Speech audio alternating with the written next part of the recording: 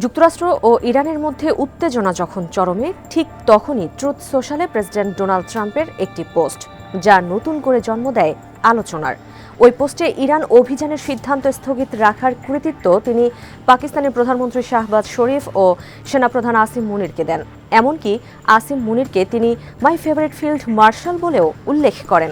এখন প্রশ্ন উঠছে, একজন পাকিস্তানি সেনাপ্রধান কিভাবে বিশ্ব রাজনীতির এমন এক সংকটময় মুহূর্তে প্রধান মধ্যস্থতাকারী হয়ে উঠলেন? আর এর পেছনে ভারতে পাকিস্তানের 4 দিনের সংঘাত কোনো ভূমিকা রেখেছে কিনা তা নিয়েও শুরু হয়েছে জোর আলোচনা।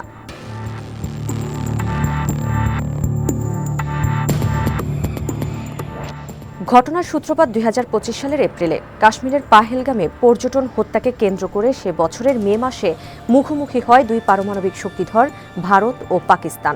5+ স্টার রেটিং প্রাপ্ত দেশের সর্বোচ্চ বিদ্যুৎ সাশ্রয়ী ওয়ালটন এসি স্মার্ট কমফোর্ট এখন নেক্সট লেভেলে। পাল্টাপাল্টি ড্রোন ও ক্ষেপণাস্ত্র হামলায় দক্ষিণ এশিয়া কার্যত যুদ্ধের দ্বার প্রান্তে পৌঁছে যায়। তবে মাত্র 4 দিনের মধ্যেই ওয়াশিংটনের হস্তক্ষেপে থেমে যায় এই সংঘাত।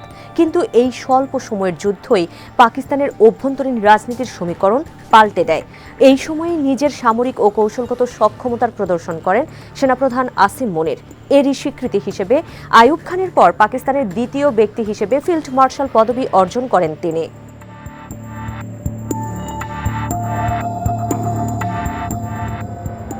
ভারতের সঙ্গে 4 দিনের সংঘাতের পরই আন্তর্জাতিক অঙ্গনে দ্রুত উত্থান ঘটে পাকিস্তানের সেনাপ্রধান আসিম মুনিরের।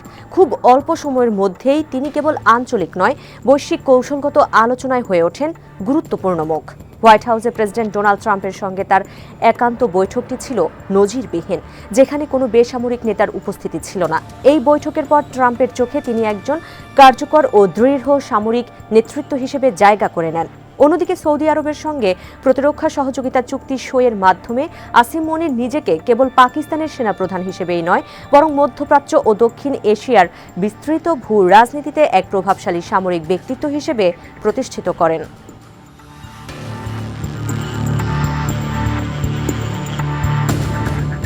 কিন্তু এই উত্থানের উল্টো দিক রয়েছে।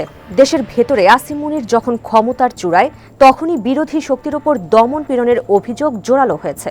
পাশাপাশি সংবিধানের 27তম সংশোধনের মাধ্যমে নিজের অবস্থান আরও শক্তিশালী ও কার্যত একচ্ছত্র করে তুলেছেন তিনি। এই সংশোধনীর আওতায় চিফ অব ডিফেন্স ফোর্সেস বা সিডিএফ নামে নতুন এক পদ সৃষ্টি করা হয়েছে, যা তাকে দীর্ঘমেয়াদী ক্ষমতায় থাকার সুযোগ দিচ্ছে। একই সঙ্গে এই পদ তাকে কার্যত আইনি জবাবদিহি থেকে সুরক্ষা এবং 2030 সাল পর্যন্ত দায়িত্ব পালনের বৈধতা এনে দিয়েছে। বিশ্লেষকদের মতে বর্তমান বাস্তবতায় পাকিস্তানে একজন প্রধানমন্ত্রীকে সরানো যতটা সহজ, আসিম মুনিরকে সরানো ততটাই কঠিন।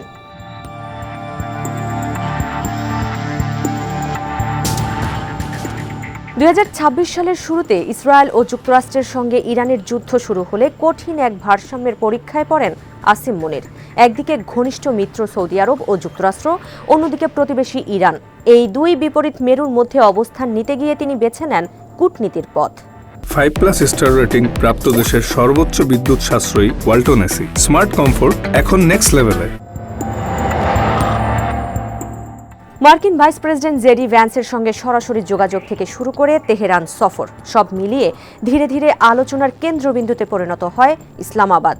এই প্রক্রিয়ায় ইরানের কাছেও গ্রহণযোগ্যতা তৈরি করেন মুনির, কারণ তেহরানও উপলব্ধি করে আসিম মুনির এমন একজন ব্যক্তি যিনি সরাসরি ওভাল অফিস পর্যন্ত প্রভাব বিস্তার করে কথা বলার সক্ষমতা রাখেন।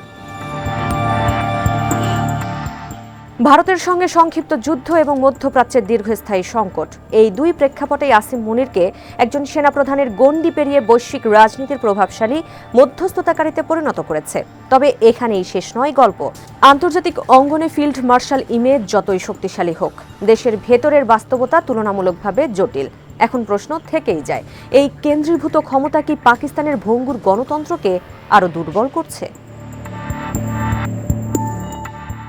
বিশ্লেষকদের মতে এক ব্যক্তির হাতে অতিরিক্ত ক্ষমতা স্বল্পমেয়াদে স্থিতিশীলতা আনতে পারে, কিন্তু দীর্ঘমেয়াদে তার রাজনৈতিক ভারসাম্য নষ্ট করে দিতে পারে। ফলে আসিম মুনিরের উত্থান যেমন আন্তর্জাতিকভাবে কৌশলগত সাফল্যের প্রতীক, তেমনি দেশের ভেতরে এটি গণতন্ত্রের ভবিষ্যৎ নিয়ে তৈরি করেছে নতুন উদ্বেগও।